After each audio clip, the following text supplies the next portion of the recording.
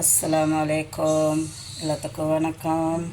பிஸ்மில்லா. வாங்க இன்றைக்கி நிலக்கடலை சட்னி அரைக்கிறதுக்கு நிலக்கடலை பாருங்கள் வறுத்து தோல் உரித்து வச்சுருக்கிறேன். அப்புறம் ஒரு பெரிய வெங்காயம் நறுக்கி வச்சுருக்கிறேன்.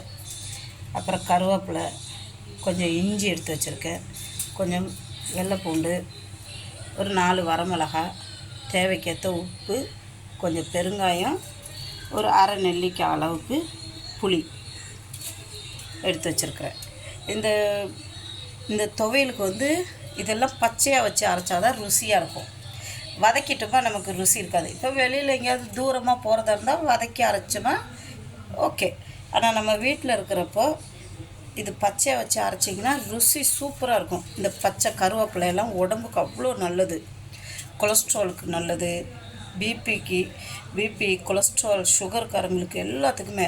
அதே மாதிரி இந்த பச்சை வெங்காயம் பச்சையாக ஏன் சேர்க்குறோன்னா நம்ம இதயத்துக்கு போகிற வால் இருக்குல்ல, அதுக்கு ரொம்ப ஹெல்த்ஃபுல்லாக இருக்கும் இந்த வெங்காயம். இதை விட சின்ன வெங்காயம் இருந்தால் இன்னும் ரொம்ப நல்லது. அதே மாதிரி இந்த பூண்டு பால் கொடுக்குறவங்களுக்கெல்லாம் ரொம்ப நல்லது, வாய்வு இதுக்கெல்லாம். நான் பாருங்கள் கொஞ்சம் உப்பு எடுத்து வச்சுருக்கேன், கொஞ்சம் பெருங்காயம் எடுத்து வச்சுருக்கிறேன், கொஞ்சோண்டு ஒரு சிட்டிகை, 4 வரமிளகாய், கொஞ்சம் புளி, இந்த நிலக்கடலை. இன்றைக்கி இதை தான் வச்சு இன்றைக்கி ஒரு சட்னி அரைக்க போகிறேன். இது பச்சையாக அரைச்சி சாப்பிட்டா தான் ரொம்ப நல்லது. இட்லி தோசைக்கு கூட சாப்பிட்றதுக்கு சூப்பராக இருக்கும். இப்போது 2 நாளைக்கு 3 நாளைக்கு வேணுன்றவங்க என்ன பண்ணலாம், இதெல்லாம் கொஞ்சம் எண்ணெய் விட்டு வதக்கிட்டு அப்புறமா புளியும் அந்த வதக்குனதுலேயே நமக்கு ஓகே. ஆனால் இது இட்லி தோசைக்கு சாப்பிட்றதுனால இப்படியே பச்சையாக வச்சு அரைச்சோமா அந்த சூப்பர் டேஸ்ட்டாக இருக்கும். நீங்களும் அதே மாதிரி செஞ்சு பாருங்கள். பிடிச்சிருந்தா ஷேர் பண்ணுங்கள், சப்ஸ்கிரைப் பண்ணுங்கள், லைக் பட்டனை மறந்துடாதீங்க, ப்ரெஸ் பண்ணுங்கள். சூப்பராக இருக்கும். உங்களுக்கு இந்த பெரிய வெங்காயத்தை விட சின்ன வெங்காயம் கிடச்சிச்சின்னா ரொம்ப நல்லது. சின்ன வெங்காயம் நம்ம ஹார்ட் அட்டாக்கை தடுக்கக்கூடிய இது இருக்குது, ஹார்ட் அட்டாக்கவே தடுக்கும் சின்ன வெங்காயம். பெரிய வெங்காயமும் இருக்குது, ஆனால் சின்ன வெங்காயத்தில் உள்ள சத்து பெரிய வெங்காயத்தில் 100%ல் 80% தான் இருக்கும். உங்களுக்கு சின்ன வெங்காயம் கிடச்சா சின்ன வெங்காயம் போடுங்க. அதே மாதிரி பச்சை கருவேப்பிலை. எங்கள் வீட்டில் கொத்தமல்லி இல்லை, அதனால் கொத்தமல்லி எடுக்கலை. கொத்தமல்லியும் ரொம்ப நல்லது பித்தத்துக்கு, சுகர்காரங்களுக்கெல்லாம். இது யார் வேணாலும் இப்படி செஞ்சு சாப்பிட்லாம்.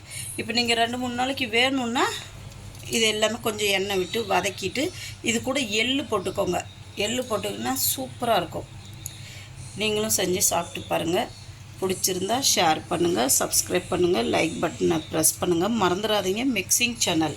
இங்கே பாருங்கள், இன்னொரு வாட்டி சொல்கிறேன். இதுக்கு தேவையான பொருள், நிலக்கடலை சட்னிக்கு தேவையான பொருள் என்னென்னு, நிலக்கடலை வறுத்து தோல் எடுத்து வச்சுருக்கிறேன், கொஞ்சம் வெங்காயம் நறுக்கி வச்சுருக்கிறேன், பச்சை கருவேப்பிலை, ஒரு இஞ்சி, கொஞ்சோண்டு இஞ்சி அரிஞ்சு வச்சுருக்கிறேன், வெள்ளைப்பூண்டு, 4 வரமிளகாய், கொஞ்சம் உப்பு, தேவைக்கேற்ற கொஞ்சோண்டு பெருங்காயத்தூள், கொஞ்சோண்டு புளி எடுத்துருக்குறேன். இதெல்லாம் பச்சையாக வச்சு அரைச்சாதான் அதோட ருசி நமக்கு சூப்பராக இருக்கும்.